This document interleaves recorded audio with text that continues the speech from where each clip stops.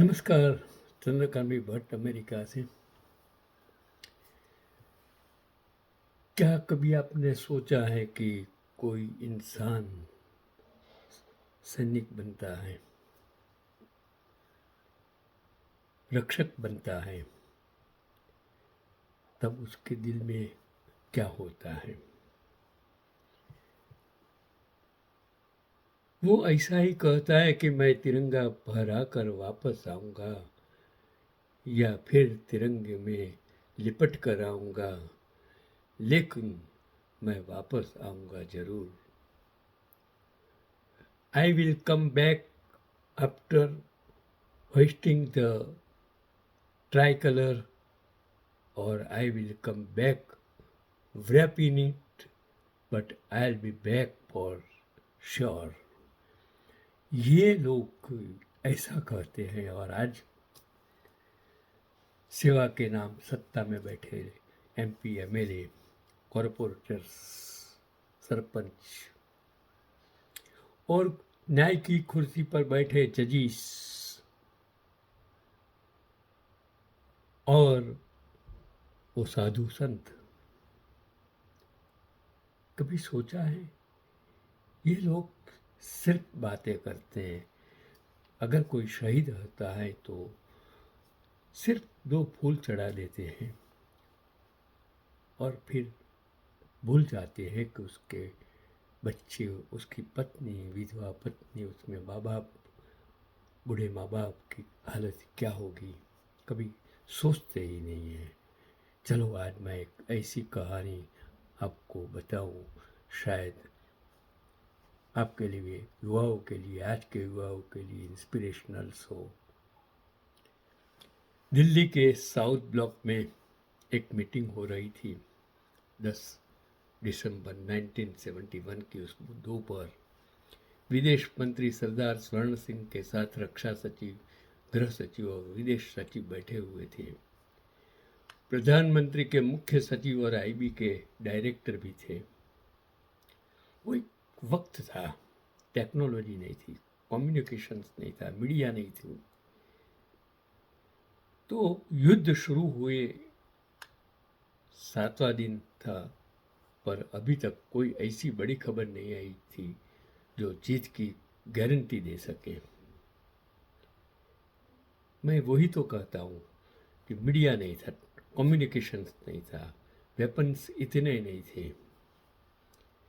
हालांकि भारतीय फौज लगातार आगे बढ़ती जा रही थी और पाकिस्तानी सिकुड़ते जा रहे थे, और जैसा प्लान बनाया गया था उस हिसाब से तेजी नहीं दिख रही थी। नदियों, छोटी धाराओं और धान के खेतों से भरे देश में पूर्व नियोजित गति से चलना मुश्किल हो रहा था। मंत्री जी और सारे सचिव इन्हीं सब बातों को लेकर सलाह मशवरा कर रहे थे कि खबर आई, सगत सिंह ने मेघना नदी पर पार कर ली है। खबर सुनते ही रक्षा मंत्री बाबू जगजीवन राम दौड़ते हुए कमरे में आए और प्रधानमंत्री के मुख्य सचिव ने प्रधानमंत्री को सूचित करने के लिए दौड़ लगा दी। थोड़ी देर बाद नेता और अफसरों ने ऐसा नज़ारा देखा जिसे वे ताजिंदगी भूल नहीं पाए। इंदिरा गांधी बच्चों की तरह खुशी से दौड़ते हुए सीढ़ियों से नीचे उतर रही थी। उनकी साड़ी का पल्लू और उनके बाल हवा में लहरा रहे थे, और प्रधानमंत्री के चेहरे पर ऐसी मुस्कान कभी किसी ने नहीं देखी थी। दरअसल मेघना को पार कर लेने का मतलब ढाका का पतन था।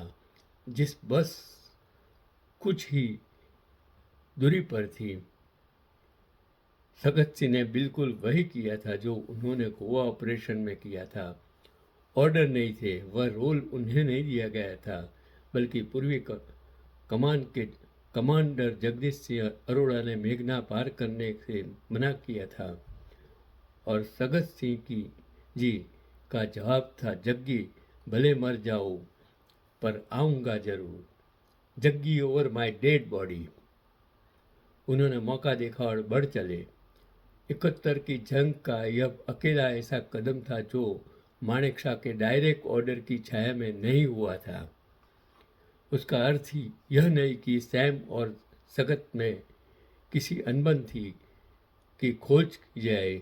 सैम सगत सिंह का की योग्यता जानते थे और सैम ही थे जिन्होंने 1967 के बाद सगत के दिल्ली ट्रांसफ़र किए जाने की मांग को ठुकरा कर उन्हें मिजो हिल्स, आज का मिजोरम, भेजा था।